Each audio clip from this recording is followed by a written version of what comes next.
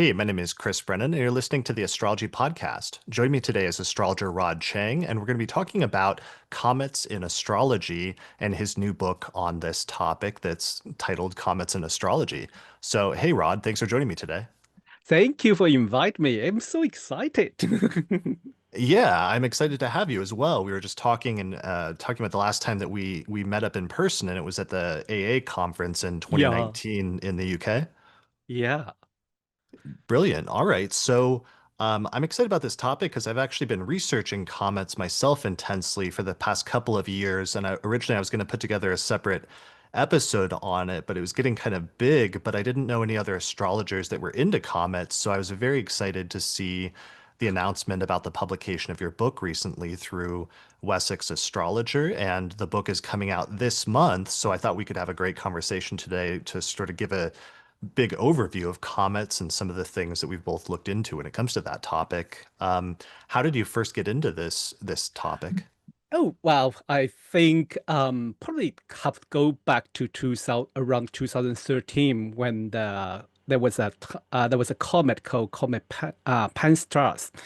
And that was I think it was from the end of 2013, and then people start to discuss about this comet, and I was approached by a Taiwanese journalist, a reporter, asked me about, make some prediction or forecasting about the comet, and I was like, I have no idea. I have zero knowledge about the comet. I mean, being an astrologer, I like, talk about transit, outer planet, and sometimes about fixed stars. But I never studied comet before.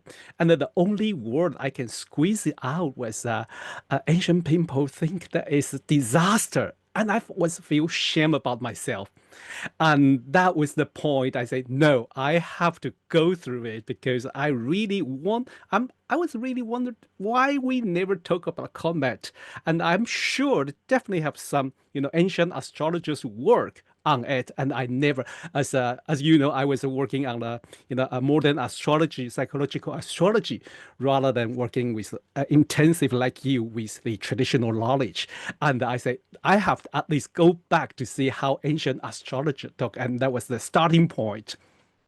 I love that. All right. So it's been this whole 12-year journey, and I like how you came to it because I think it's the same for many astrologers, which is even though comets are a very notable astronomical phenomenon, and we occasionally hear legends about them from ancient times as acting as omens and as problematic significators, there's very little discussion about comets in modern astrology in like the 20th and 21st century. And I think part of that is just they happen so infrequently that we don't regularly have to think about them that much, I think, right?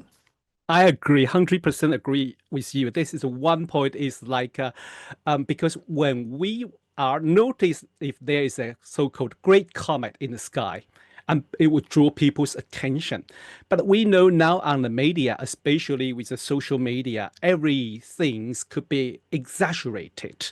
So usually media like to draw more attention from their follower or reader, so they would say apparently there would be a comet brighter than the moon or something, and people say, oh my god, where is that comet? And that is interesting because it always end like a disappointment because comet appear in the sky are not like that, like what the 1996 Halley Bob. That was the huge phenomenon that because that comet was huge. But most of the time, we don't even not notice that unless you get up early or sleep late or or pay a lot of attention chasing the comet. And that's one reason the great comet are not that often. Usually, probably like a one every 7 years or 10 years. We cannot predict it, but there is another reason. I think most of us are not familiar. We are unlike the ancient astrologer. They have to, calculate ephemeris on themselves, and they are very familiar with calculating. For us, it's like we click on app, we click on computer, and we don't even working with ephemeris. So when comets there, and also, I mean, even with experienced astrologers, we have difficult to calculate the orbit of comet. We have to rely on, scientists and astronomers in NASA to formulate those, orbit calculation. And so that is another factor, I guess. I guess because we don't have ephemeris of comet, and that Right. really contribute like, well, we don't know where it is. We better not talking about it. Yeah, that's a really great point that even most modern astrology software or websites don't even calculate comets. So it's not really even something that sort of goes to show how little astrologers have sort of studied them in contemporary times, just because I guess there's not a lot of people asking for them or they're so infrequent. So, for example, even Halley's comet only comes like once in a lifetime, like every 75 years or Yeah. so. So it's like that's so infrequent that it gives not a very regular opportunity to study it in terms of contemporary events. And as a result of that, astrologers only sometimes get interested in if a really big one shows up occasionally. Yes, and also there is another challenge.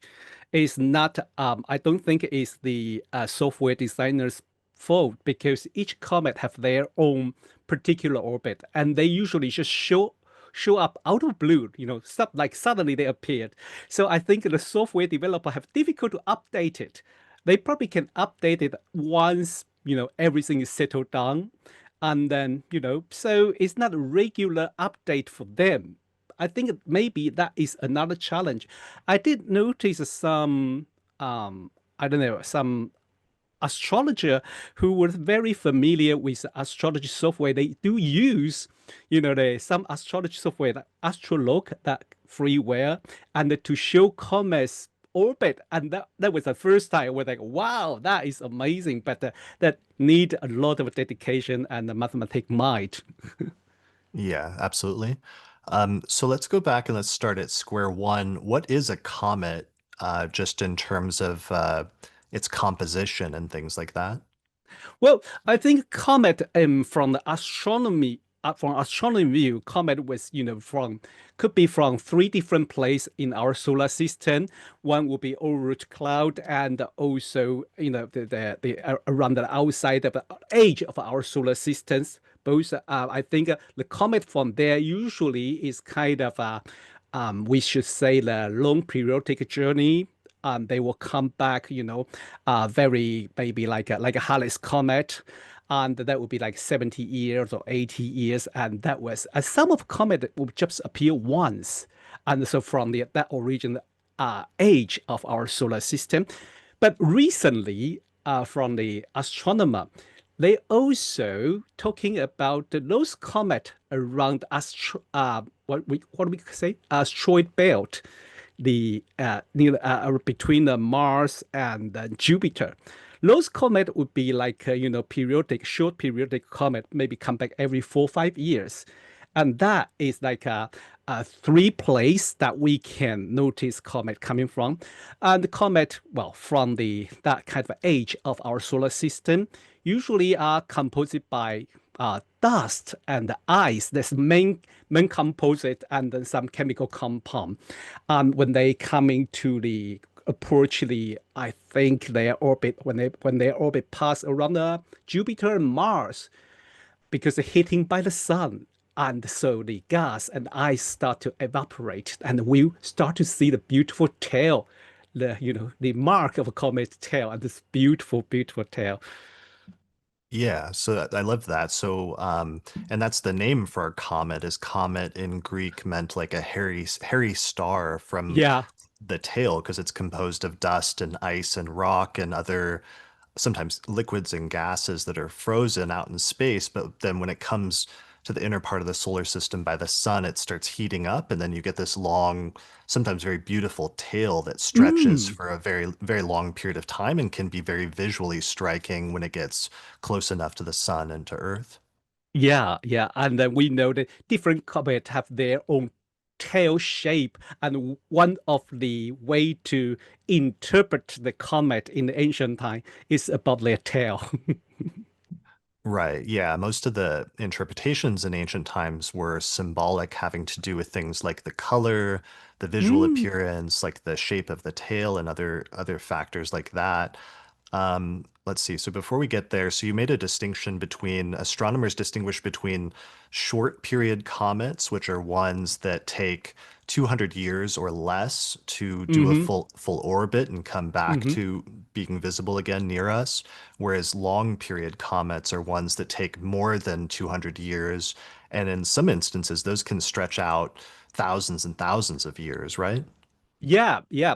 Some comet never come back. Right. So they just come in for one quick swing, or there was one in the past year or two that was on like a 10,000 year time frame or like something crazy like that, I Yes, think, right? last year. Yeah, last year was that comet is famous. I think it's my first great comet. Its name is San Atlas, and it has a particular name. I have to go through it, and I'm not sure, but some astronomer believe it's called hydroponic. So it's like a comet would the its trajectory will just like come into the near the sun and eventually will eject away from the solar system, and that would be like it could be several thousand years or 10,000 years, but some of them will never come back. Got it. Okay. Yeah. So you're talking about the one from last year that I think peaked in intensity in October. And that was one of the reasons I got interested in comets because of some of the comments and weird ominous things that were happening in the lead up to the US presidential election last year. And that was one Wow. of them that was, yeah, which was, so how do you pronounce that one? Because I've always struggled. It's, Okay, yes. It is very interesting about the recent comet's name. Well, this one called San Atlas. The first name is Chinese, San Purple Mountain.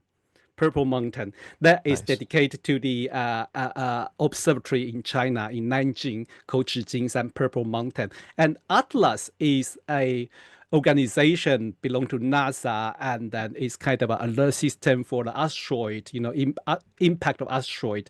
So you will hear a lot of Comet Atlas is dedicated to this name. And so San Atlas is the great comet of last year. Got it. Yeah. So that is one we will not see again in our lifetime or anytime soon, right? True, yeah, true, yeah.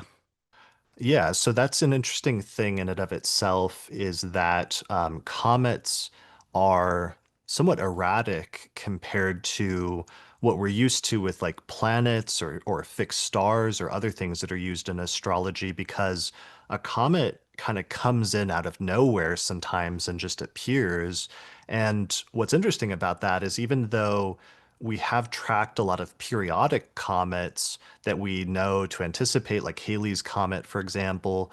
There are some that are newly discovered that sometimes astronomers don't discover until they're like relatively close. So that still comes as somewhat of like a surprise when they're newly discovered and show up. Yeah, well, let me give you an example. It was a very, very interesting one. I think it was the 2023. There is a comet called Comet Nishimura. And this comet was really come out of blue. It only been discovered maybe couple weeks before we can see it. And this type comet, because particular of this comet is we call it cruise sun grazer. So it moved very very close to the sun.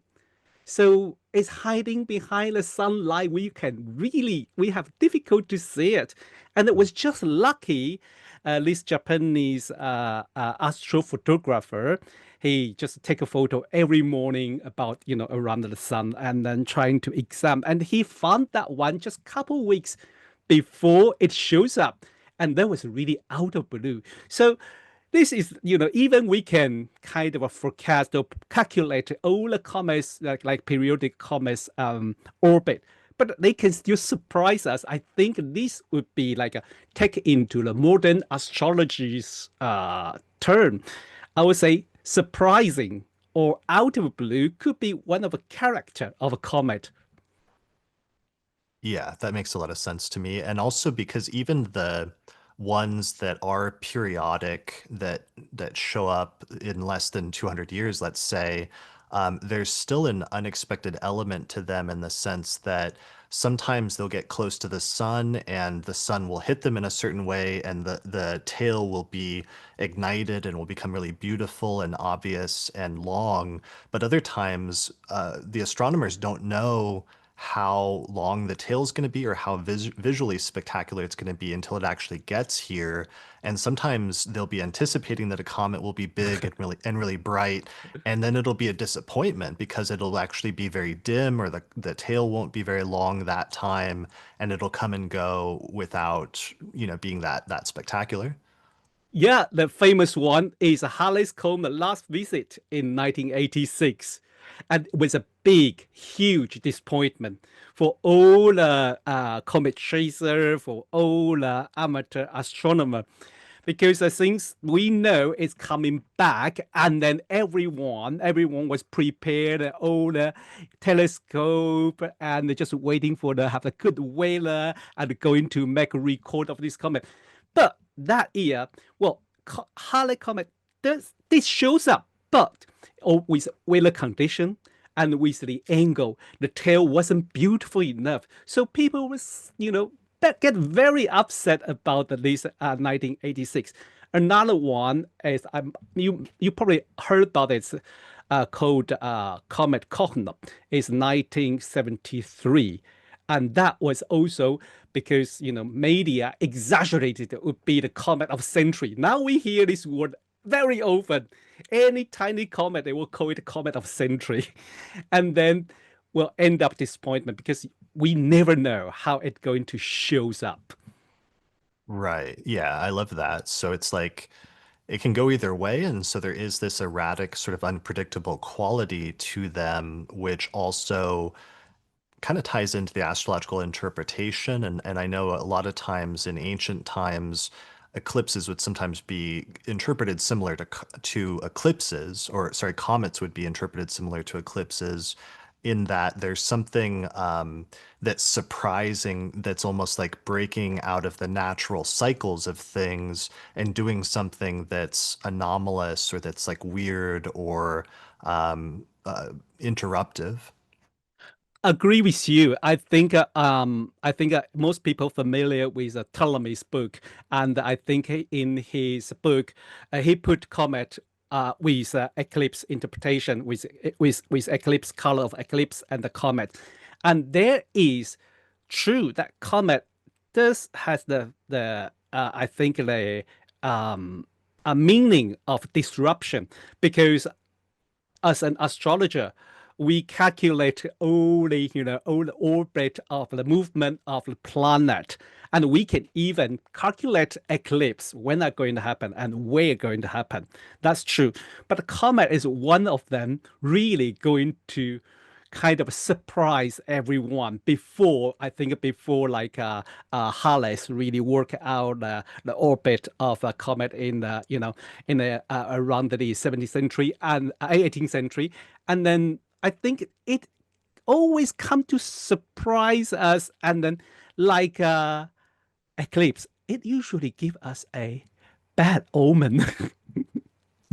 Yeah, there tended to be, like eclipses, comets tended to be interpreted as negative omens in ancient astrology. And for the most part, that's true. There are exceptions to that in some instances where they could be interpreted positively based on some conditions, both in the Western tradition as well as in the Indian tradition, where Varahamihira has like a long list of different types of comets. But for the most part, yeah, like eclipses, they seem to be interpreted oftentimes as coinciding with negative or difficult things. And that actually brings up an interesting point about something I realized is that in the Western tradition, there were debates about what comets were. And unfortunately, Aristotle believed that comets were just atmospheric phenomenon. And as a result of that, because of how influential he was as a philosopher, a lot of people in the West followed Aristotle's belief that they were just atmospheric phenomenon rather than actual like celestial bodies. But I feel like that actually set back research into comets in the West as a result of that false belief about what they were. But in the Chinese astrological tradition, they actually had a very long history of documenting comets and making very good records and also interpreting them astrologically. And they were frequently referred to as broom stars, right? Yes, indeed.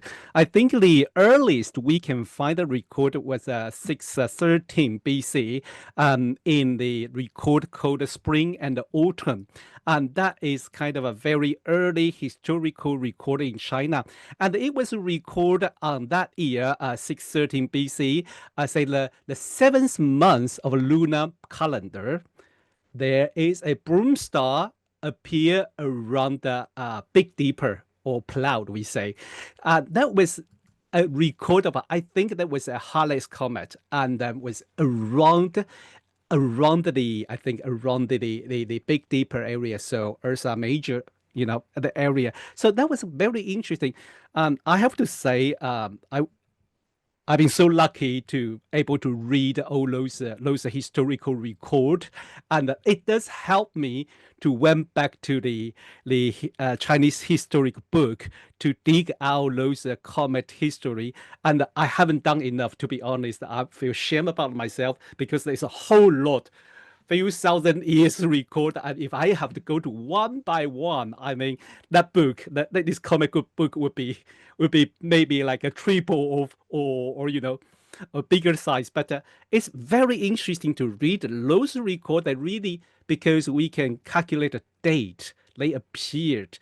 So like you mentioned about the Aristotle's comet, and it was I think astronomer believe it was appear around like 371 BC.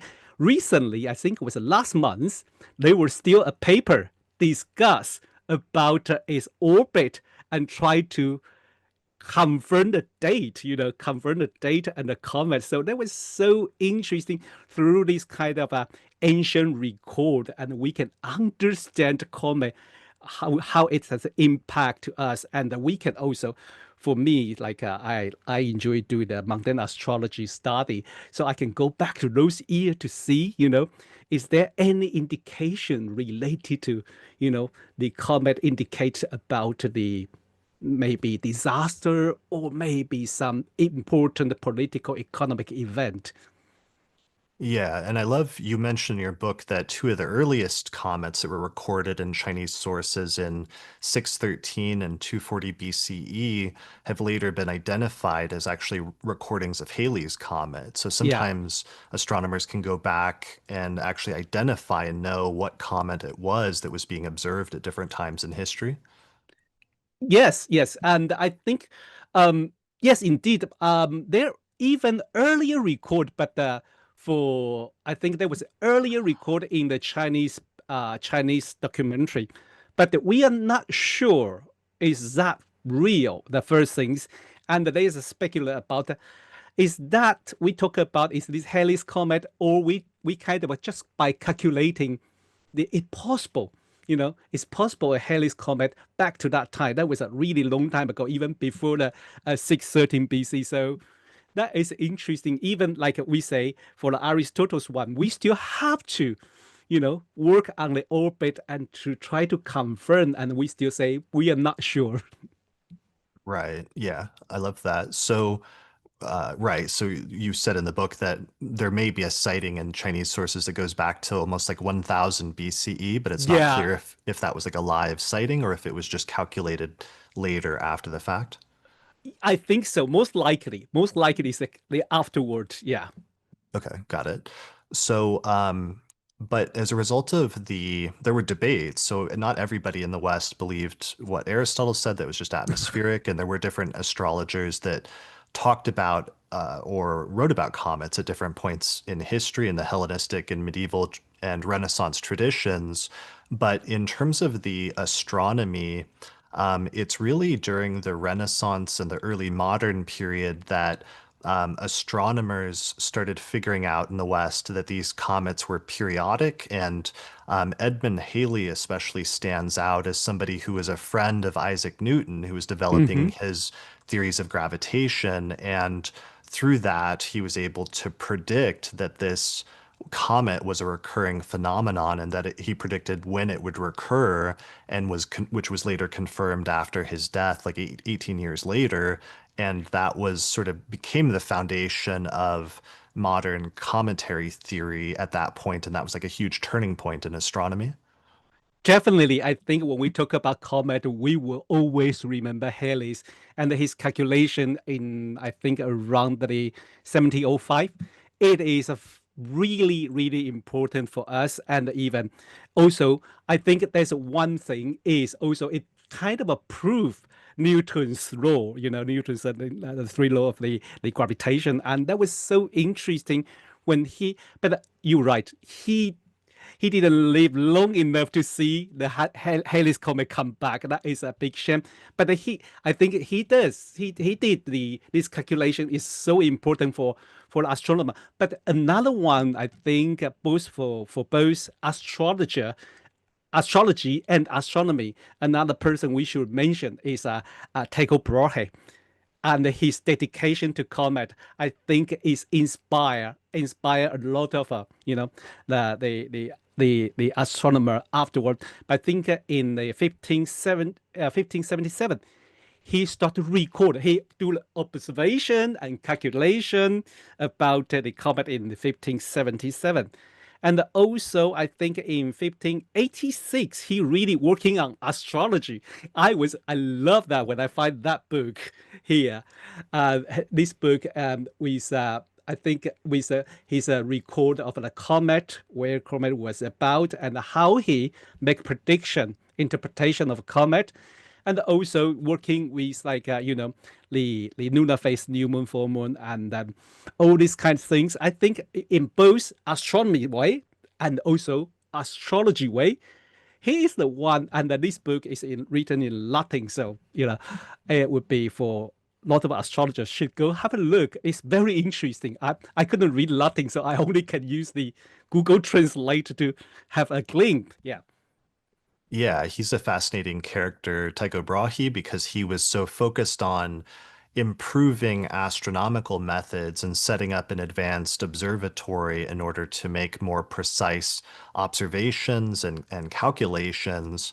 But one of the things that he did during that process was observe some comets and do some of the most detailed and advanced tracking of comets that had been done up to that point, aside from the Chinese astrologers and record keepers that had been watching them for centuries. So that became kind of an important turning point with Tycho Brahe and then Johannes Kepler. And it's interesting Mhm. that the two of them were not just astronomers, but they were also astrologers who were applying astrological significance and meaning to comets.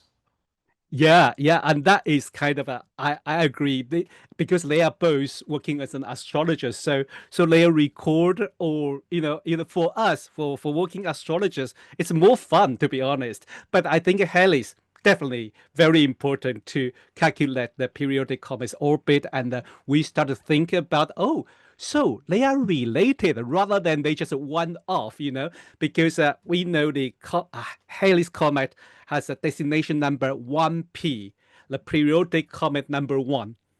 So when we talk to astronomer, we give them the comet's name. They will say which one.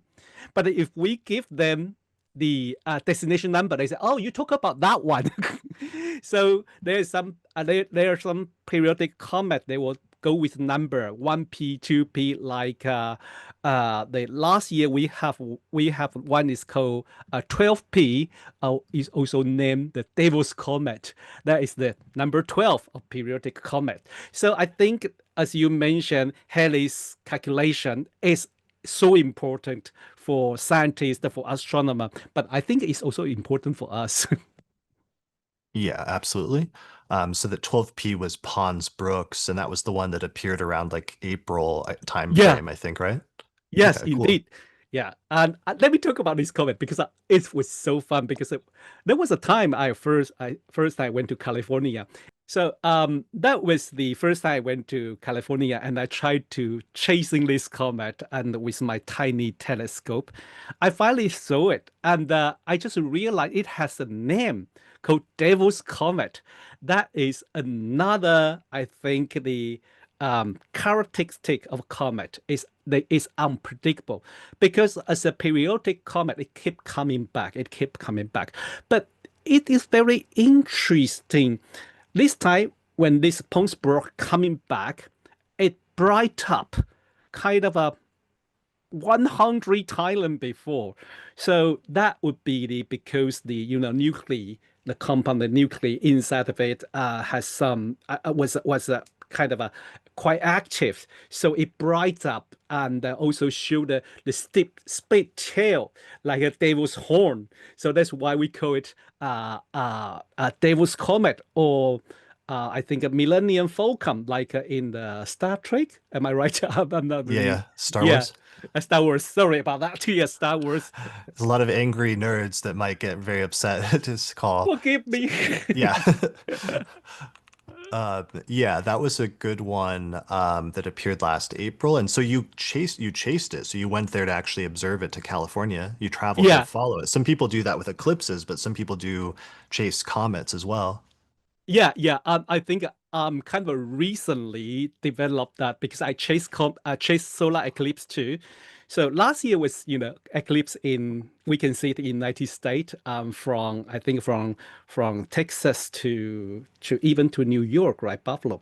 Hmm. So I was thinking, well, I have time. And the comet was appear in the sky, and we have eclipse, and I may be able to film it during the eclipse. So I really packed up my gear and went to the California and traveled down to Texas to chase both of them. But unluckily, well, I see comet, I see solar eclipse, but I didn't have chance to see them both appear in the same sky. Mm. Okay, yeah, yeah. I forgot that was the one that did coincide with the Great American Eclipse last year, and that was one of the things that first got me interested in researching comets, is I really wanted to know what that was about and what that meant.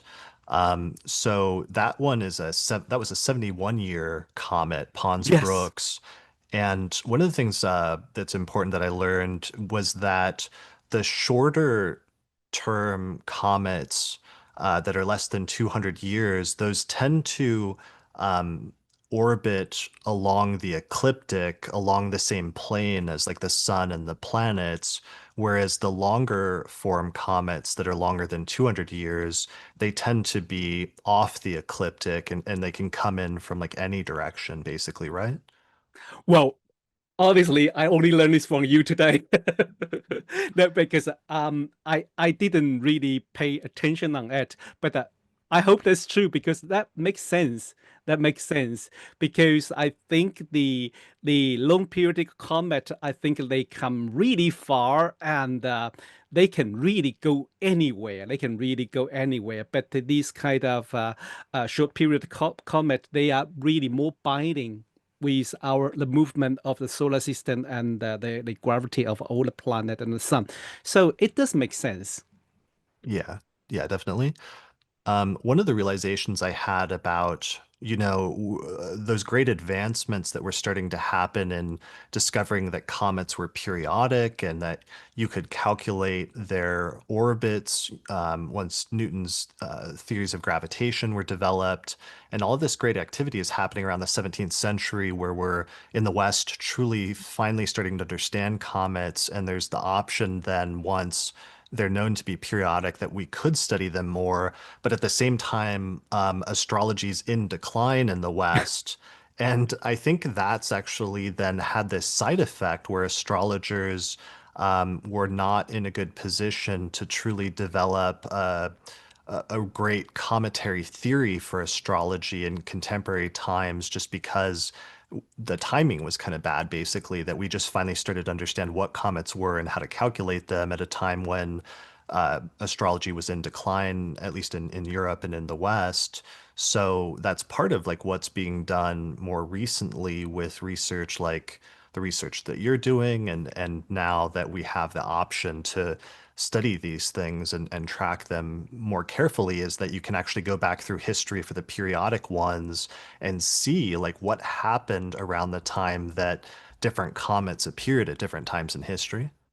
Yes, I agree with you. I think the lack of the tool, because we probably just like rely on other people calculate the ephemeris for us, and then we lack of knowledge of basically learning astronomy. And if we only focus on, I don't want to blame some psychologists, but if we only talking about the 12th sign and the planet, and we ignore, I think some of us probably already ignore the sky, what happened in the sky. We only care about what's showing on the chart, on the app. Mm. That is our, our right. We just give away. We don't really go through it. But I think as technology develop and also more open source that we can apply. For example, now we can easily go to NASA's website to calculate comets ephemeris as long as we know how to read it.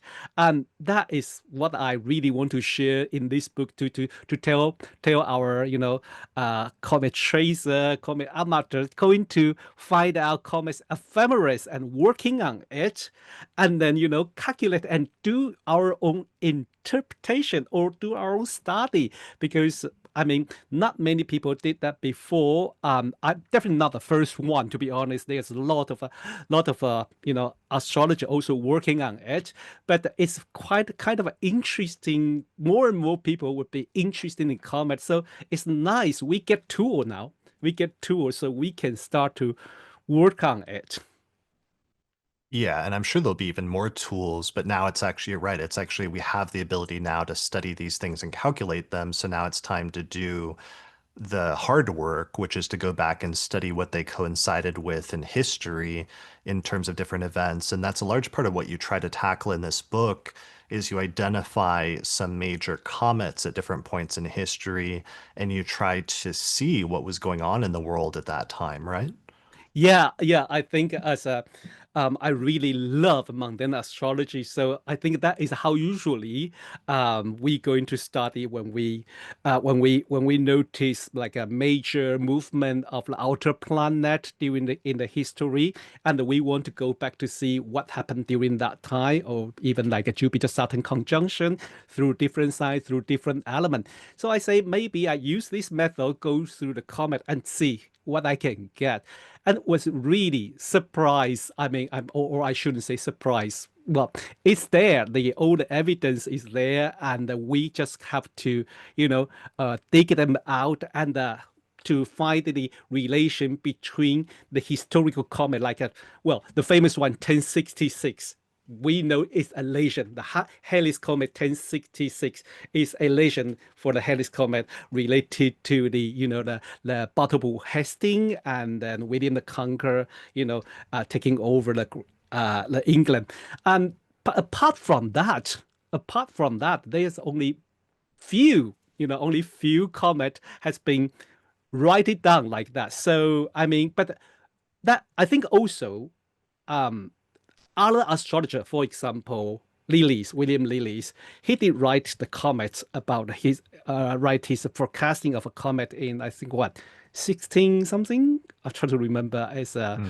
I think it's a 1670 something. And that was very interesting. When I read that book, I was like, oh my God, it is right there in front of us, but why I never go to read it? Right, just in terms of these records of different comets that did show up at important turning points in history, but it's just like, yeah, you've got to do the work to go back and actually research what was going on in history at that point to understand the context of Mhm. events that may have been important. And one of the things that you focus on in the book and is a useful filtering mechanism is that there are comets that astronomers classify as great comets, and Mhm. this categorization is a little bit nebulous because there's like a bunch of different factors that go into whether something's classified as a great comet or not. But there are at least this notion that over the centuries that there have been some comets that are much more big and like spectacular and visibly striking than other comets. And so that can be a useful starting point for going back and studying what they mean in astrology, is just identifying some of the top comets in history. Yes, Great Comet would be a very interesting topic to talk about it because there are not many. But I think Halley can take it a few, like a 4, 5 time, more than 4, 5 time.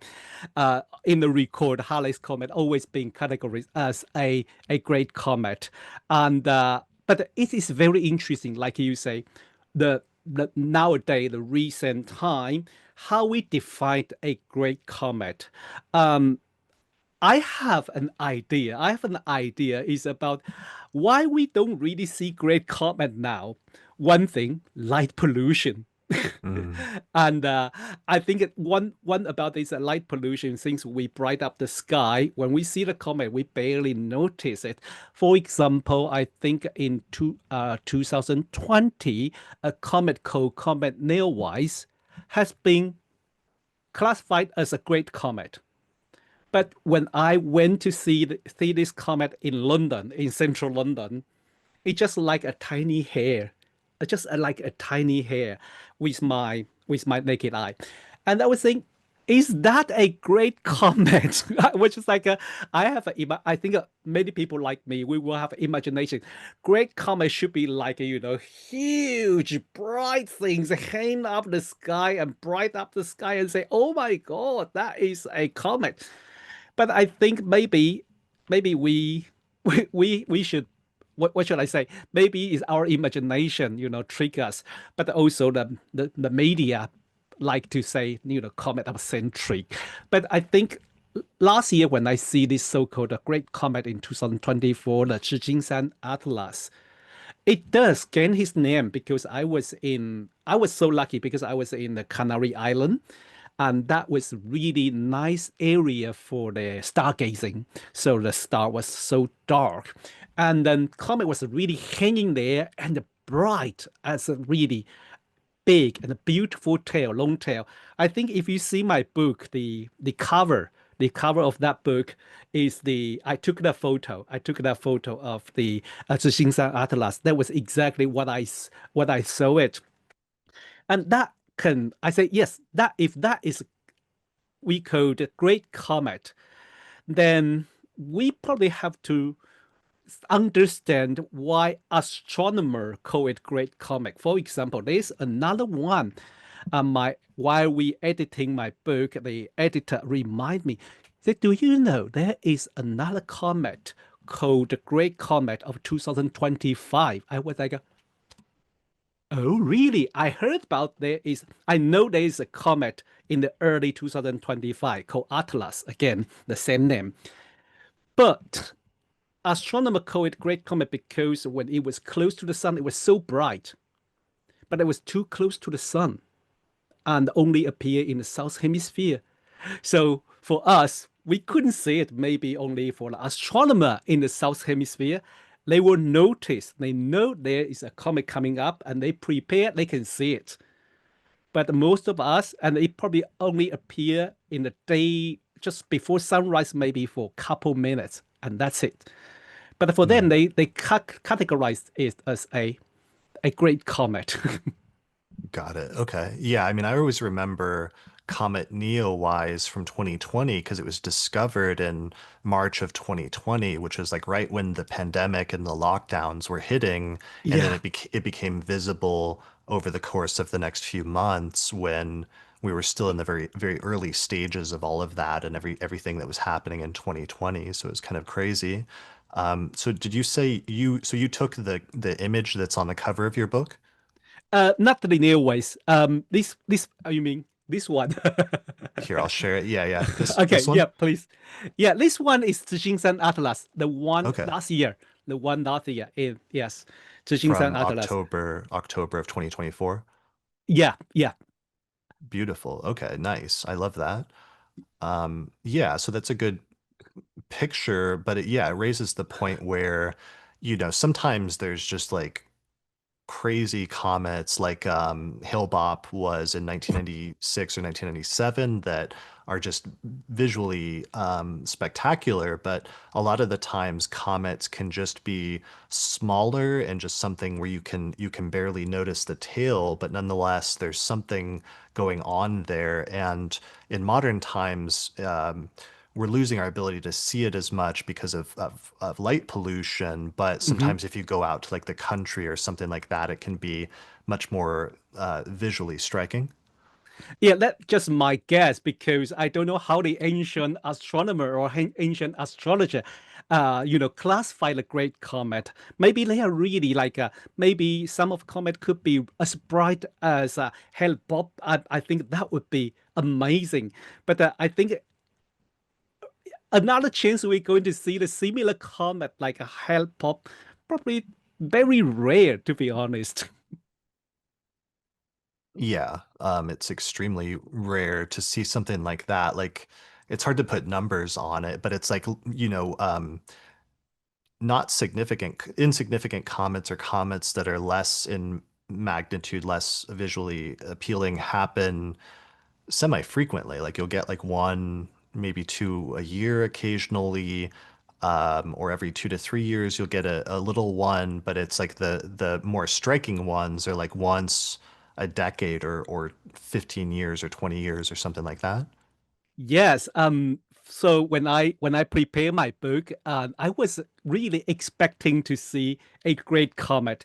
So I went through the history record, the recent one, the recent history record, and to Hmm. see when was the last time a striking great comet appeared in the sky. And the one I can find was back to 2007, Comet Magno. That was the huge one, but only can be seen around the south hemisphere, and it has a very beautiful tail. And that was the one so-called maybe in what do I say? What should I say? Maybe it would be the one fit our description of the super great comet. It's like a striking view, and people would be wow with that kind of a amazing appeal. Look, yes, the tail is like a fan. Have you seen it? It's a Yeah. very beautiful. It's a magnet. This one is really beautiful. So I think the if we look at the photo and the photo I took about the 2024, I think the Hmm. 2024 still least bright than this comet Magnum. And so I think you are right. Most astronomer will say, yeah, you can probably expecting maybe like 7 or 10 or 20 years to see a great comet like that. But what's quite interesting because since I published this book and I feel like I really want to tidy up, prepare some information for our for our colleagues. So I want to find a record of the visible comet. Doesn't need to be great comet, but as long as a visible, and I can put on the record. So I went through the this book, this serious book called uh, Cometography Oh yeah, from that's a great book. a great book, whole series of 6 volume, really detail all the comet you can see from the history. And I think the recent one, whole last week I was in kind of a not really working, so I start to prepare. I scan every page for the volume 5, I think from 1983 to 1993, and the 800 page, I scanned one by one. Guess how many comet I found? Mm. Only nearly around 12. I maybe missed one or two, but as I know, maybe only 12 visible comet during that 10 year. And Wow. most of them are maybe like magnitude 5, magnitude 6. There is like a barely see it, barely see it. And during that 10 years, probably apart from, I mean, 83 to, yeah, 83 to the 1993. So probably only one Halley's comet could be considered as a great comet, but still, we know that year not many people see it. So so we can say safely that 10 years we didn't see any great comet. Yeah, that's been kind of a bummer that we haven't had any more spectacular ones for quite a while. So let me share an image of Hale-Bopp just from Wikipedia. So this is Comet Hale-Bopp, and this is a long period comet, but it was Yeah, pretty visually striking in the 1990s. yeah. Here's an image from 1997 of just like how it appeared in the sky with its big tail.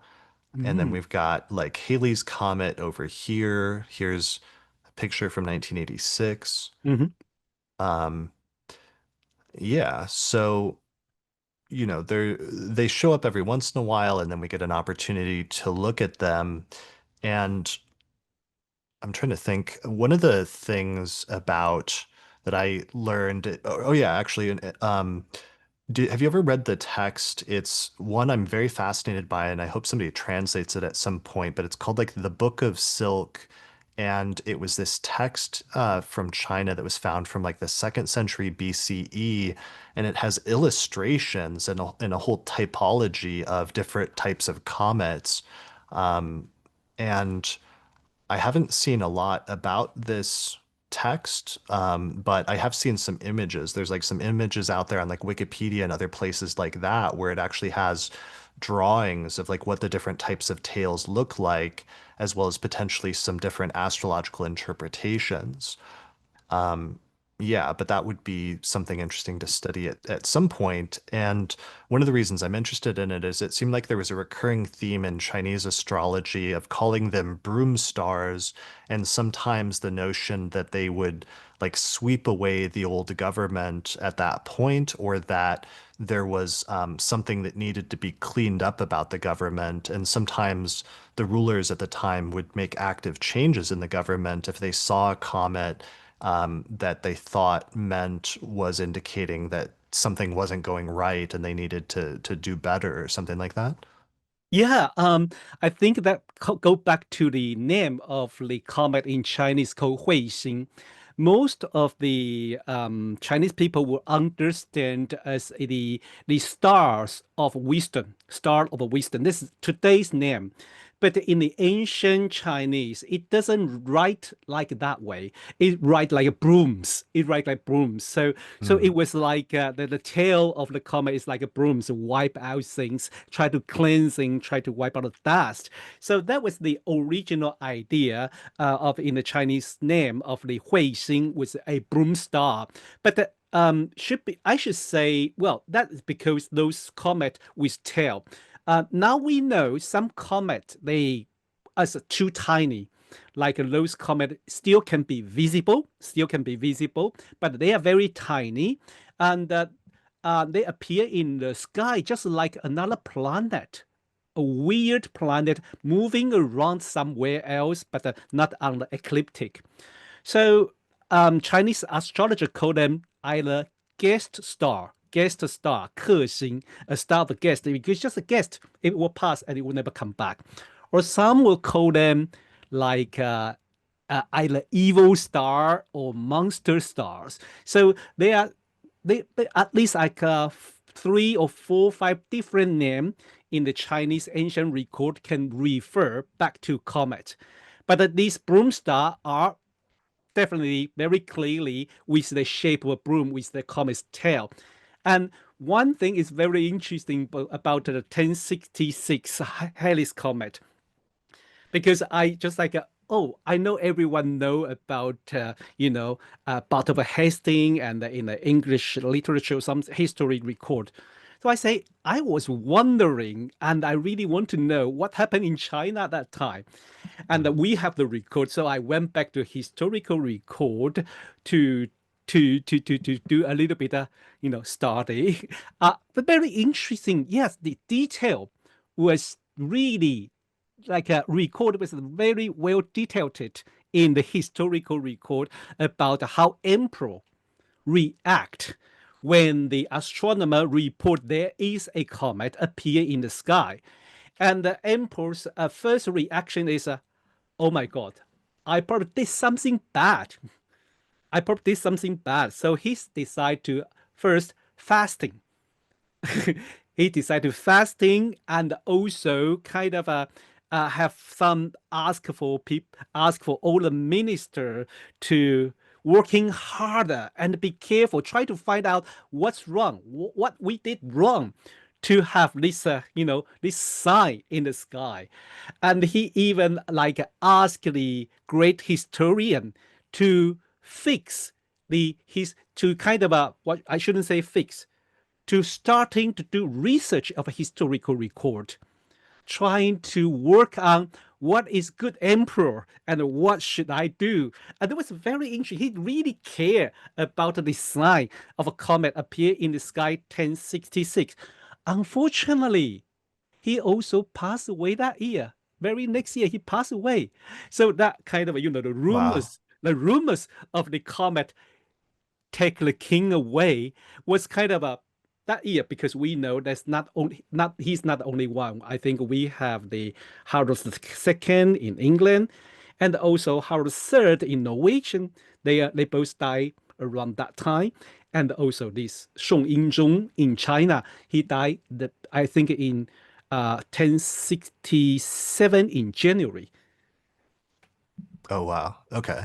Um, yeah, and there's so many instances like that. And I know there was another instance like that in China in 1881 where the emperor, I was reading one article where it says the emperor issued a decree asking ministers to aid one another in maintaining an attitude of reverential watchfulness and to cultivate a spirit of virtue and Mm. examine their shortcomings. And I thought that was really interesting that there was like this moral component that would sometimes come up in Chinese astrology when they were viewing comets or when a comet showed up. And I sort of reflected that it was almost as if centuries of them developing the idea that broom stars sweep away politicians or governments meant that when one appeared that you should be extra cautious so as to not Hmm. bring about your own downfall politically, or at least that's kind of my inference there. I agree with you. Yes, I think that the same spirit, I think they would be really cautious with this kind of strange phenomenon in the sky, and especially comet would be one is unpredictable and unusual. So they be super cautious when it appear in the sky. And there was in more recent times, a century ago, a famous example of that where there's like one or two or three comets that appeared around 1911 and 1912, and that was the end of the Chinese dynasty and the beginning of the Chinese Revolution, right? Here we talking about the 1910, two comet. 1910. One is Halley's comet, and one is called uh, Great Daylight Comet 1910. Hmm. One appear, I think, a Great Daylight Comet appear in January, and the Halley's appear a little bit later around, if I remember correctly, around April, May, maybe I'm wrong. But the two comet, one after another. One is like during that time, not only China, I think in the Western world, we start to believe that the comet can bring the toxic gas, and a lot of people prepare like an anti-comet hat, anti-comet pill. And then in China, yes, that does related to what we believe the modern revolution of a new China coming up, leading by the revolution of like Dr. Sun Yat-sen, who was considered as the father of the modern China, modern China. So he was leading the revolution. I think the big there is a lot. I think the revolution was begin even before 2000, 1910, but the most important year, it was 2011, one after another revolution, one after another. In eventually, I think the Puyi was, I think, removed from his throne around 1912. Okay. Yes. And that was the end of like the last imperial dynasty in China that had started way back. Well, that dynasty started way back in the 1600s, I think, right? Yeah, yeah, yeah. Okay. So yeah, so sometimes, can coincide with really major events, and that seems to sort of fulfill some of the traditional interpretations of comets to a certain extent in China. So it's interesting that it culminated with that. And then um yeah, the one we keep talking about from last year, from October of 2024, Tuntian Atlas, and how I noted how that coincided with the US presidential election and just the massive changes that are now taking place over the course of the past several months here as a result of that, seems relevant to some extent as well, even though that comet wasn't necessarily like a great comet in the sense of, Hale-Bopp Mm. or Halley's Comet or something like that. Yeah, I think these 2000 this comet in two comet I should say two comet in 2024, and it Right. does have something, some kind of a from if we look at from the mundane astrology view, it's very unusual. It's very unusual, and like what we're talking about the 19 and 10. Two comet, two bright comet. That was a super bright. Unlike we talking about 2024, but when you say this with the U.S. presidential election, it is really, we need astrology. We need to pay a lot of time to go to study. And I think what I did, because I was work with my book. So I don't really working on intensively, but that when it compare with Joe Biden's chart, Kamala Harris chart, and Trump's chart, it look pretty interesting. I don't know how you do that work. I'm so curious now. I'm so curious about your research with this comet with the presidential election, because I didn't really put all my force on it, but it does related to what happened from last year to this year. Yeah, so let's talk about that and some of the ways that astrologers interpreted comets or tried to approach it.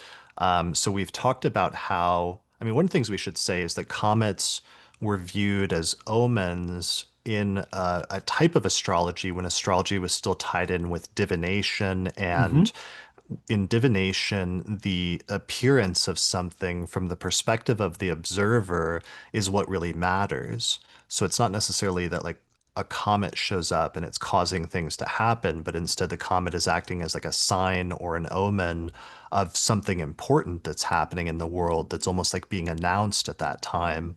And actually I think that's why after I got into comets over the past couple of years, it made me go back and look at some material I'd worked on years ago on the Star of Bethlehem, and I actually strongly suspect that that's what they were trying to describe in the Christian, Bible with the birth of Jesus, is they may have been trying to describe a comet. And there's debates over whether there was a comet that was in that time frame that would have Hmm. fit, but it may have even just been like a literary device because of this notion of it like moving and announcing something. So comets as ominous phenomenon, but part of being ominous phenomenon is you need to pay attention to how it appears, what its color is, what the shape of the tail is, and if it creates any sort of like pattern or shape. Um, what are some other factors I know that you pointed out that astrologers were using later in the tradition as they were paying attention to casting a chart for the discovery or the visibility, right? Yeah, yeah. I think this is from that more likely discovery chart. One of it is discovery chart, but from the record of Tycho Brahe, I think he talking more. He was focused on the citizenship about the lunation, new moon and the full moon, and I think. I probably is here from your podcast to discuss why ancient astrologer are very focused on the citizenship because of the timing, because of one of the reasons could be the timing, because they really couldn't find the exact time of certain certain, ingress or something. So Mhm. the new moon or full moon tide could be one of the key, and that would be interesting. Explain why he used the new moon chart of the comet in the 1568, if I'm right. Yeah, 1586. Sorry, 1586, and he used the new moon chart.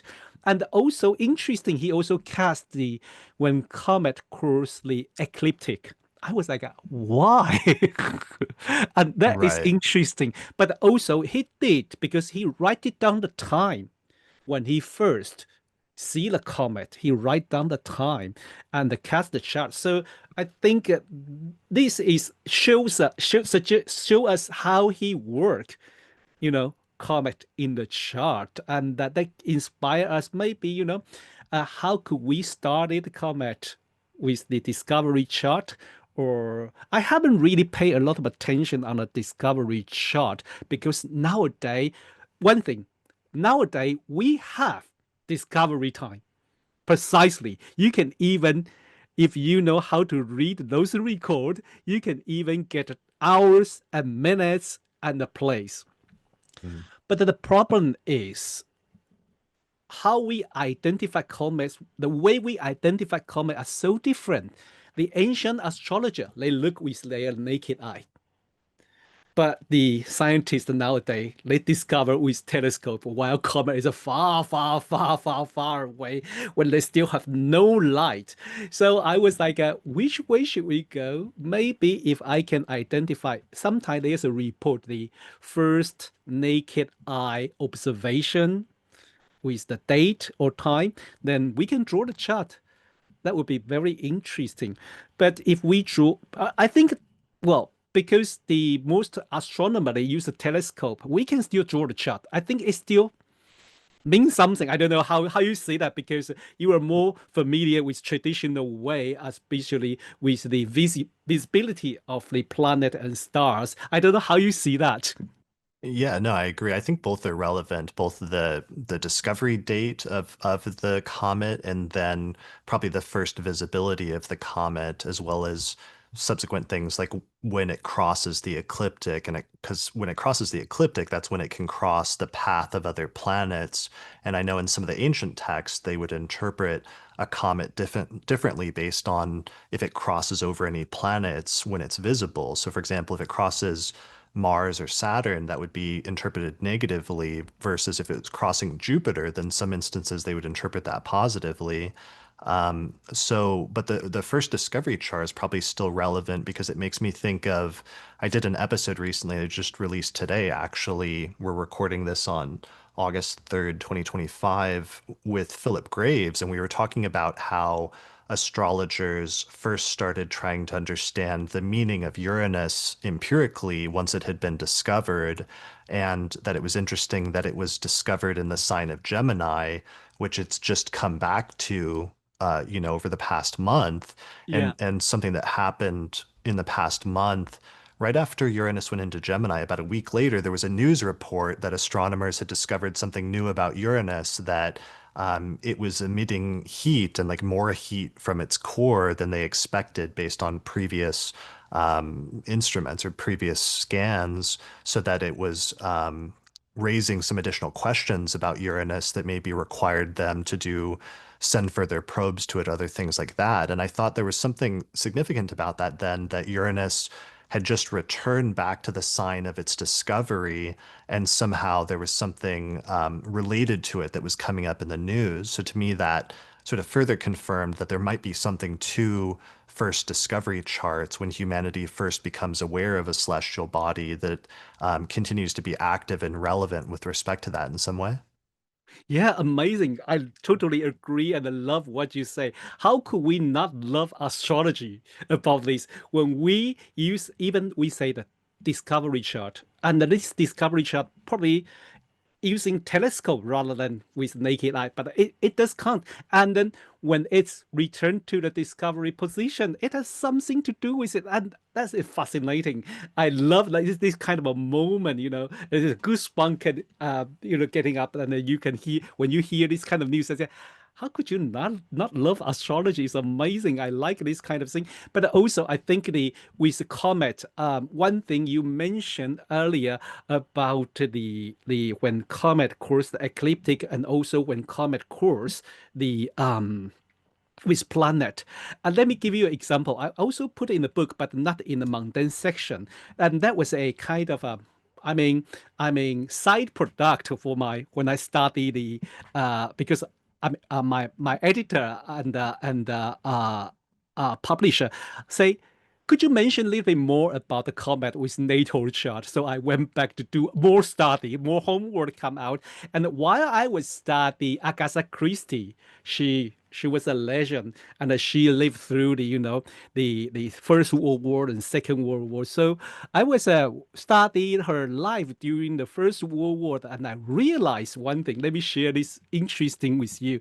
The first was in the 1940, just before the First World War started, there were three comets can be seen in the sky. There were three comets. Mm. None of them are great comets, but they all have to record about naked eye observation during that time. And then there is a comet called Comet Delavan, sorry, Comet Delavan, which can be seen around July to September. And I think it was a line, it was kind of across Saturn, a line with the Saturn at 20, late of a late degree of a Gemini, and very soon was also past the 0 degree Cancer. Most modern astrologer call it the world axis, Mm. and that kind of alignment was kind of a during the just beginning of the First World War, that was kind of something. And the first comet was a comet Zotinsky was in May, and the second one is Delavan is start from July, and the right before was right before the First World War start, and the third one, comet Campbell, was from September. Three visible comet at that year. That was kind of Wow. wow. Yeah, that's really impressive. And so that was the year that World War One broke out. Yes, and also I think the comet crossed the Saturn, and that, like you say, that usually, if I remember, I should go back to my database to double check, because when I studied the three comet, I think it's not only once they have kind of three of them, maybe two of them either both cross the 0 degree Cancer, and also uh, could we say conjunct or align with Saturn. I think Mm. at least two of them, at least two combat did happen in this situation. I was like, wow, you know. Wow. Okay. Yeah, that's impressive.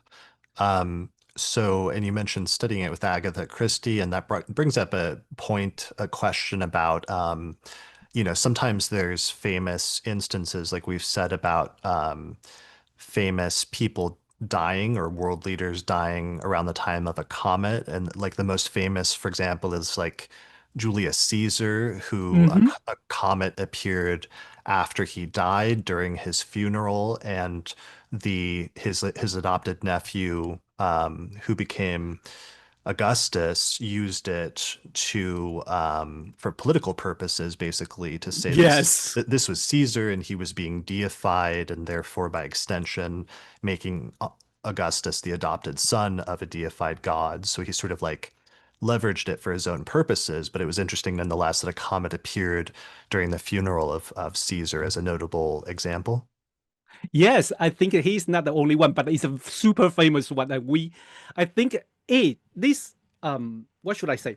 This story also make Comet into a very important position in Roman society. Mm. I think Pliny the Elder says that in Rome we have a temple dedicated to comets, and that Right. was that was because of the same reason, and that was so interesting. Caesar is the one, and while I was doing my study, there are few famous people are kind of related to comet. Well, for people living in England, Well, I can say Princess Diana. I think the year she was born, there was a comet, and then the year she passed away, Hell Pop was there. And then another one is very interesting is the previous Filipino politician Fernando Marcos, and he was get his presidential position, get his power when Comet was appear in the sky. And then I think he was removed from his position when Halley's comet appeared in 1986. So that was an interesting coincidence too. Another one, most recent one, let's talk about Pope Francis, because the year he became Pope was the 2013 when the comet Pons-Brooks appeared in the sky. And the day was the day when comet crossed the ecliptic from south to north. I always remember one of our dear colleague from Texas mentioned that when I was giving a talk, and then she said, "You do you know that was the day comet moved from south to north, and the first pop we have a first pop from south hemisphere." I was like, "Oh my God, thank you for sharing this." But we remember, Interesting. and we know he passed away early this year, and That last was year we have two, Pope Francis. yeah, Pope Francis, and Okay. comet. One comet appeared when he was being elected as a pope, and the one comet when he was passed away. So that I don't know how to say, but this kind of a study just make you say, "Wow." Yeah, another really famous one that I love is Mark Twain, who he has this famous quote where he said, I came in with Halley's Comet in 1835. It's coming again next year, and I expect to go out with it. And he did end up like dying within that year. So he was born when Halley's Comet appeared, and he Yeah. died when Halley's Comet appeared. And that then ties in where, it may not just be sometimes like the death of like a famous person or a world leader or something like that, but also sometimes the potential for a comet to appear when a significant figure is born as well. Yes, I agree. This is kind of a legend or what we know about the comet, usually related to the disease of the famous people, politician, or leader. But not only leader, I think a lot of our famous people are probably more or less related to or echo to this comet's calling. But it's quite interesting is like who is more sensitive to comet, and that is kind of interesting idea in astrology. I heard about uh, forgive me if I can't remember the name, Jonathan Flynn, an astrologer in the United States. I think he was the one who inspired me, say, because I read his article, he was study comet, and then through my friend Mark Cullen, he introduced me his article, and he was talking about uh, people who were born in the year has a comet are more sensitive to comet. I was like, I wasn't sure because there's never has the any study on it. So Hmm. maybe that would be my next project, really do a serious study. I try to prove not because I would like to say everyone can apply Comet's energy, just just a little bit liberal idea. But it could be, it could be. But I think we need more study on this idea. Who is more sensitive to comet? But definitely famous people, because I think from the psychological astrology view, the disease of the famous people are really awakening us in the society, make everyone to face this fundamental issue of life that one day we will gone. And especially with the famous people, country leader, super famous people, we are more kind of striking by it. We're like, oh my God, they can die. And how about me? So Hmm. in that way, I think, that could be the one significant of a comment would be like a collective grief or collective, awakening. That's interesting. I hadn't thought about that, but that makes sense that maybe there's something symbolically to the comet appears and it's this bright, magnificent thing that everyone looks at, but then it disappears and goes away and almost like symbolically dies, almost like you're lighting a match that suddenly becomes very bright and visible, but then the match goes out and the fire is sort of like snuffed out, and maybe in some ways that's almost like tied in with some of the ancient beliefs like in Plato that each person's soul is like assigned to a star in some way.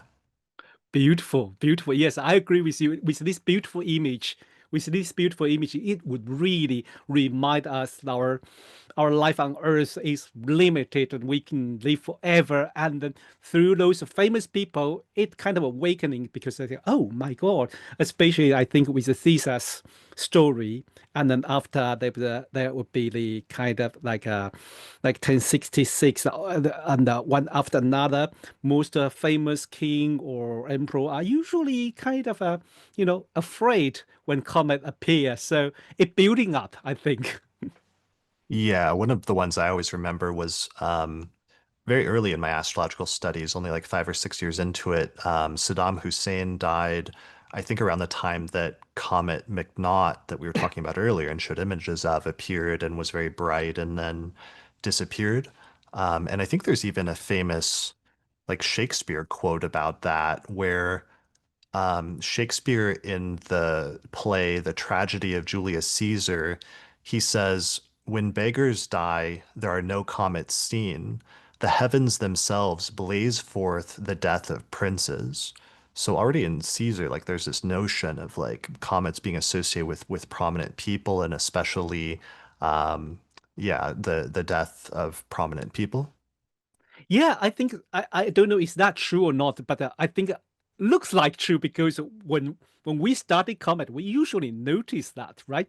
Um, um, why I say I'm not sure, just because we need really more study on it. We really have to go to dive into comics record and go through it. But apparently at this moment, the very little comet, little numbers of comet I study, it does appear it sounds like it's true that with the famous people are usually more tied with the a comet, their death and the important event in their life. So yeah, and that was very interesting with this Shakespeare's quotation about this the beggars that when beggar died, there's no comet, but when prince died, there's comet there. Sure, yeah, and I'm sure there's much more nuanced approach to comets and different things that comets can indicate or different ways that they can show up in like society or culture or art or sciences or other things like that in the same way that other planetary cycles and things can apply to many different levels of things in society or even eclipses, which are traditionally associated and still sometimes coincide with the death of prominent people. Eclipses can also indicate other important turning points in human history as well for different positive or negative reasons. And this is still, for both of us, for you and I, very early stages of research, but that we're trying to set like a new foundation that other studies can be based on in terms of what a fascinating area comets is and how much work there is to do in order to really develop this more in the field of astrology. Yes, it is fascinating because the one thing, as we mentioned earlier, because lack of a resource that many of astrologers are not familiar with comets ephemeris and going to work with comet. And now we know there's a resource, there's a website, and we can use, we can apply. I really want to see more, our dear colleague to join us to discuss because comet is one thing. A comet is one of the wonder in the astrology, to be honest, because for us it's so new. For us, it's so new. Well, for the ancient astrologer, they spend time to seriously study it, and let's do our version too. But I think their observation, their study will definitely over. us to a starting point like a Lilly study, like a Tycho Brahe study, or even in the even ancient in the Arabic studies. All those ideas how we study comet, they offer us. For example, like when we see the comet with color, and when we discuss the comet's color, um, we use the ancient astrology view. What color is like a like a reddish, blood reddish would be on Mars, and that would be a Mars nature with this comet. I think it was in the field record, it does related to plague or something. What's very interesting, we have to go to study it, and we have to go to see it. One thing I put in my book about the for our dear colleague, if we go to observe the comet, if you only see it from media, the photo from the media was edited, photoshopped. So you really not able to see the true color of that comet because saturation, more brightness, you will turn comet to the same. And also another problem is with the pixel of a camera, the color camera. I usually turn the celestial object to green first. And if the photographer did not calibrate the photo you see, the comet will be green all the time. Will be green Mm. all the time.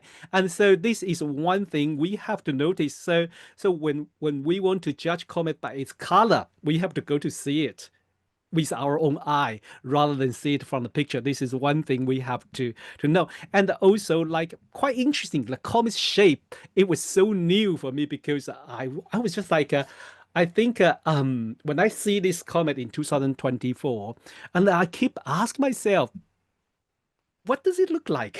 What does it look like?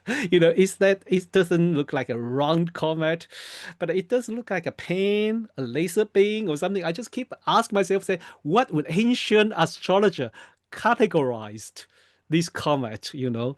What they would name it? And I was just like, that is so interesting. There's so many things we learn from the ancient texts, and we can really also develop our own interpretation.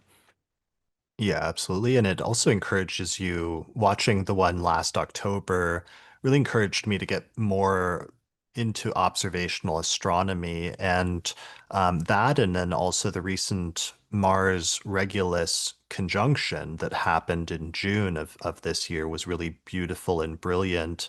And in addition to like some of the events that it coincided with, which are not as beautiful or brilliant, but the point is that there's a good reason to start going outside and looking at the sky again as astrologers and take it from not just looking at the two-dimensional chart, but going out and starting to get used to how to identify where the planets are in the sky each night, or which ones are visible, or how to identify like when a planet's a morning star versus an evening star, and how to identify when the moon or other planets are crossing by a certain fixed star and like knowing what fixed star that is, because all of that becomes very, very useful when a comet shows up.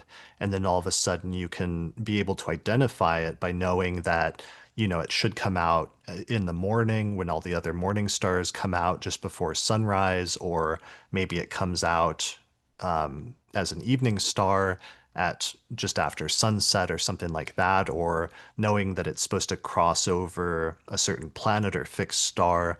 All of that can be very useful for being able to get that visual identification of it, which would then be used to interpret it symbolically. 100% agree with you. 100% agree with you. I love the stargazing, and like you say, with it's not only, I think, one thing very directly you gain the knowledge about why the ancient astrologer says these. Like, for example, correct me if I make a mistake. Likely, like Venus and the Mercury would be more strong when it's occidental, and that because they are evening stars or something. And with all this, when you are visualizing it, the Mercury and the Venus, especially Venus in the evening star, is super bright, super beautiful. And then there's different way when it's rising before the sun is totally different. So when we going out to do the stargazing, it's not just fun. We can really directly to reflect those what we learn in the book, and that was really priceless. But also, it will kind of a we have kind of a direct dialogue with cosmos. Let me put it in this more interesting and spiritual, or maybe symbolic way. We, no matter is that star we know it or not, or the constellation we identify or not, does that constellation appear in our chart? For example, Orion in the winter time, it Orion is not in our chart, but we will have like Betelgeuse or Bellatrix, the fixed stars. Them, but when you see them, you have a dialogue with them, and that is kind of a priceless moment. I think I really, like you say, I really encourage all our colleagues go to see the stars. Just learn the sky, just learn the sky because it's our textbook too. Absolutely. Absolutely. And you have mentioned earlier one of the things you've gotten into is um, astral photography and taking pictures of the sky, which is its own sort of like sub-discipline that you've got to learn and you can learn different things to become better at, right? Yes, I think before, I mean, maybe let me say 5 years before, if you want to do the astrophotography, you have to spend a lot of money. But now with the technology, I think with a little bit money, a couple $100, you can get a very nice so-called electric digital telescope that can really help you to see the planet and the beautiful nebula and the clusters. But also you can do it with your smartphone, going out to if you know how to operate your smartphone. Sometimes you can take a beautiful Milky Way. And when you have that photo, you will start to, thinking about what does that mean? Like, for example, when we see the Milky Way, we see in one way before the Milky Way, that would be the Antares and the Scorpio, the beautiful Scorpio. Then let me share with you, like the first time I see the whole beautiful, gigantic Scorpio constellation appear in Greece. It's just like a walk toward to me. I was like, now you understand why the ancient people are afraid about this constellation. It Mm. really coming to haunting you, coming to get you. And I was like, ouch, that is beautiful. That is beautiful. And then you soon I learned is right after that is Milky Way, and then after that is Sagittarius. That is kind of a interesting visualizing astrology in in our sky. Yeah, that's brilliant. I love that. Well, yeah, and it really connects you back to the core of what a lot of the basic principles that we take for granted in astrology are all about is a lot of those techniques that we use that are thousands of years old at this point. A lot of them just go back to basic astronomical things about the visual component of what you can see that you might not get if you aren't looking at the sky yourself. Yes, I agree. I agree. That really, well, at least for me, it helped me to understand. It helped me say, oh, okay, when you see it, you will not forget why the ancient people say this or that. So I think especially for traditional astrologer, if you went out to see the sky more often, you probably will, get more idea, or maybe just like, oh, maybe certain term or certain terminology could describe a celestial phenomenon about the moment, and then why they make that interpretation. I think that would be very, very interesting. Yeah, absolutely. Yeah, and getting back to that ability to interpret natural phenomenon as conveying symbolically significant information under the premise that the universe speaks to you or speaks to humanity at different points in time, especially at important junctures where there's an important turning point that's taking place for a lot of people. And that's, probably important because even though we've focused and a lot of the ancient texts focus on like let's say the death of major people or even the birth of major people, um, which can sometimes be like a singular event. A lot of the texts also refer to major events taking place that coincide with comets as well. And I think that's an important component is that a comet showing up is not necessarily always going to be just like a singular event that it coincides with, but rather the unfolding of a sequence of events that impacts a lot of people.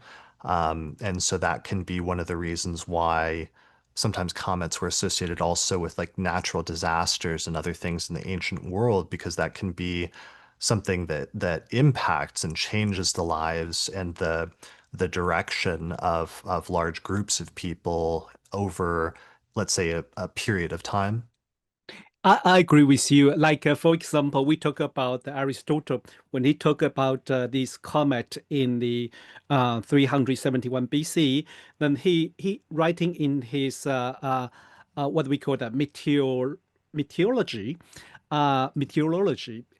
about the related to earthquake, and then following by disaster one after another. Uh, Back to astrology, I think this type of event happen to ourselves. For example, an individual, if we facing this kind of a disaster, it would be life changing. It will be life changing for any one of us, and then it force us to live with it or to find the way another way of life, so it totally change us. But it go I like to go back to the one of a mythology related to comet about I mean in the epic about the Trojan War, that which I mentioned in the book. um the Prince Aeneas in that during the Trojan War, he saw the comet as a sign, and his mother Venus was kind of a tell him, say, in a dream, tell him, say, you should leave, take your father and leave Troy and go somewhere else, follow the comet. So somehow follow the comet. It could be also find a new way. Well, eventually the legends taking about he is another founder of the Rome. So it's kind of interesting to, the comet as a significant, in one way, is disaster, but in another way, help us to find a new way to survive, or, to living in another life. Yeah, especially if there's like radical changes, like in the same way that eclipses can sometimes indicate radical changes and that can be tumultuous. Sometimes those changes can like push you in a direction that you might not have gone otherwise, which in the long term can sometimes be productive. But I'm glad you mentioned the tails because there were some ancient texts that talk about the tails or the directionality of the comet indicating the direction of the world that might be impacted. Like for example, I found this passage from this book from the 12th century Hmm. called the Syriac Book of Medicines, and there was this article by Rudolph titled "The Great Star Falls," and one of the quotes was it said, "quote." The star with the tail indicates famine and pestilence. The star with a spear indicates war and strife. The star with a beard indicates a change of government and its downfall. And know that in the quarter of the earth to which the tail of the star is directed, there will be anger, and that which is to be will be. So I thought that was really interesting in Yeah. terms of the potential for the symbolic directionality of the comet, perhaps indicating something like geographically in terms of places to watch out for and things like that. Yes, I think the one thing is very important. Um the the what should I say? During the ancient time, the ancient astrologer has this knowledge to interpret. They are the only person who can interpret the comet. So with comet's tail, where comet tail pointed, or what comet's tail looks like. Yes, with the comet's tail, what comet's tail looks like, and they use that shape of a comet to make a interpretation is very interesting, and I think we should learn a little bit more with it. For example, in the beginning, you mentioned about not every comet as a bad omen. Some comet, like for example, I think in the book they probably write like, if comet look like another sun, that would be a good omen for the king and the great prince. So not all the comet is a terrible bad omen with disaster or death of a king. But also interesting is about the tail, where tail pointed to. But it's quite interesting. I mean, I make a joke, and forgive me for my ignorance. I always make a joke about that. Well, that's because the ancient time only few astrologer who can see the comet and then who can interpret the comet. But nowadays, in every continental, there will be an astrologer who dare to go to look at the comet, and with the comet pointed to west sky, comet tail pointed to west sky, saying that maybe saying their neighborhood country would be a problem. But if every country has this astrologer going to say that, it would make a change, and that is kind of a well. But I think we should still study it because at least not every country or every continental has astrologer or astronomer going to make that observation. I think it's important as astrologer going out to see the sky and look it and make its own interpretation, and that would be the important. So we can study, we can re-examine those ancient texts. But if we just like look at the chart, we probably miss the chance, or we give it the right away. And also, you mentioned something quite interesting about the quarter. The quarter. I think that is very interesting. That should be a one of the study we dedicate more time on it. Absolutely, yeah. Yeah, and I think that's really worth emphasizing that while the vast majority of literature on comets is negative and views them as ominous and a source of major difficulties, that there were interpretations of comets as indicating positive things in some instances in the ancient world. So Hephaestus of Thebes, for example, talks about a comet that he associates with Jupiter because he has a list of comets that he associates with each of the planets, and the one associated with Jupiter actually is supposed to indicate some positive things. Or Varahimira has a very long list of comets from like the 7th century, written in Sanskrit in India, and different types of comets, and some of them do indicate positive things. Or I found this quote from a very early Christian author, like church father named Origen, and he's Mhm. talking about comets, and he lived, um, I think around the third century. Let me double check that. Yeah, he lived in the third century, and this quote from Origen, he cites an earlier um, Egyptian Stoic astrologer named Charamon. And here's the quote, it's set from Origen. He says, "It has been observed that at great events and at the most important changes of earthly affairs, stars of this kind appear which signify either changes of kingdoms or wars or whatever may happen among men, which can shake earthly affairs. And we have read in the book on comets by Charamon the Stoic how comets have sometimes appeared even when good events were about to happen, and he gives an account of these."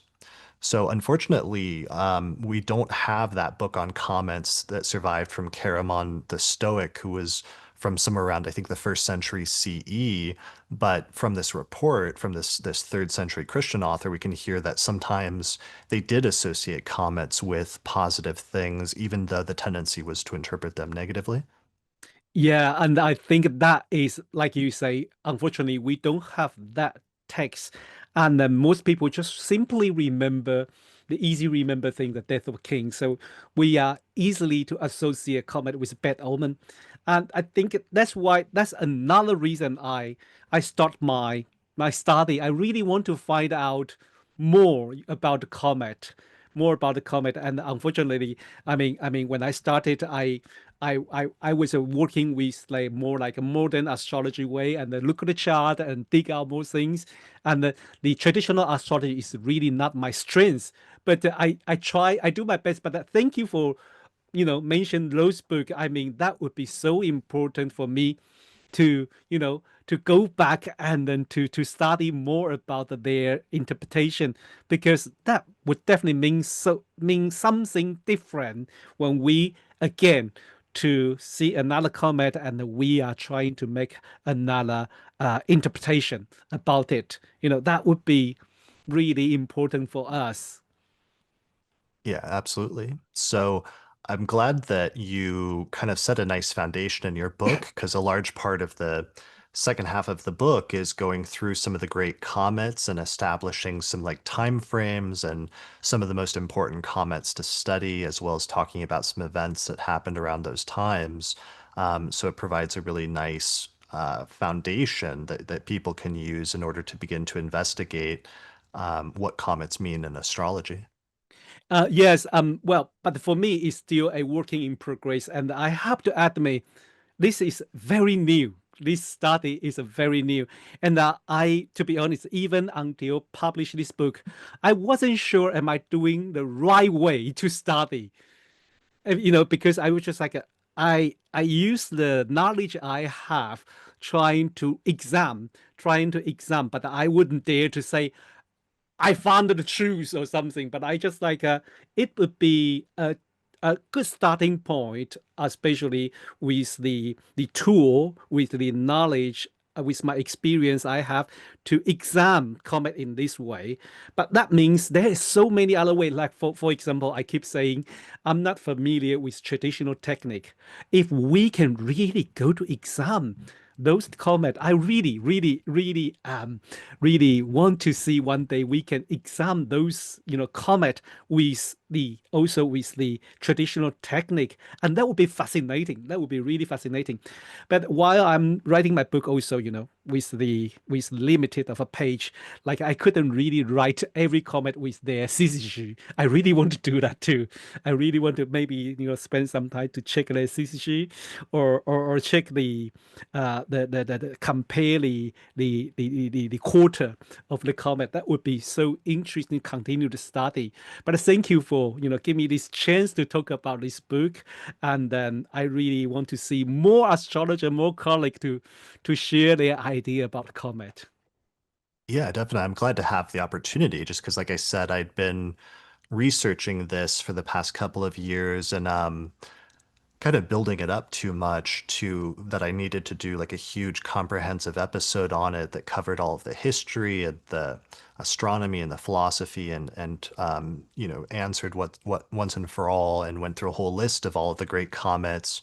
But then I saw your book was coming out and I thought I would just take this opportunity to have this discussion to sort of like open this field up for people and to share some of our different thoughts and some of the different things that we've got so far. And then I'm excited to see, I'm hoping it gets integrated and maybe some websites like AstroSeek, for example. Peter from AstroSeek is very good at integrating new things. So maybe people could request that he integrates some Comet things into his website. And I'm sure this is going to be a field that will open up as an exciting new area of research in the coming years.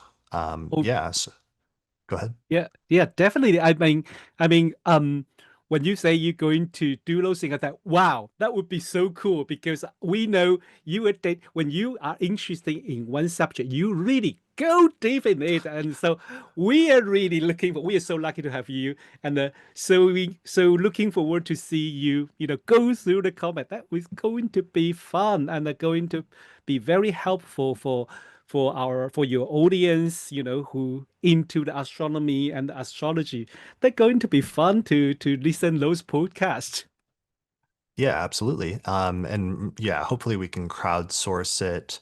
I had some help already with research by Vandana Gayan, and I'm sure other people, if they want to go back and identify some of the different great comets in history and research some of the events that coincided with them, then we can eventually pool those resources a little bit more in order to create something more comprehensive. But at this point, I'm really glad you wrote the book and created a new foundation for all of us in terms of starting to talk about this issue of comets and identifying some of the most important ones. So, yeah, congratulations on doing that and good work. Thank you, and thank you for inviting me. I'm so excited finally being here in Astrology podcast. Yeah, well, you definitely, writing such a book, it was a good job, and I'm glad we did this. So, what do you have coming up, or what are you working on? What's your website, and do you offer consultations and classes? Yes, I do. I do over the webinar, kind of a once a month. I will dedicate. Sometime I will do the more likely mundane astrology webinar. But sometime I would like to share some topic with beginners to share with like people who are just into astrology and to help them to get into astrology. So also I do some podcast on the YouTube. Is the channel is AOA UK1. And just like most likely, I will like once a month, I will have a mountain astrology discussion with astrologer in Europe.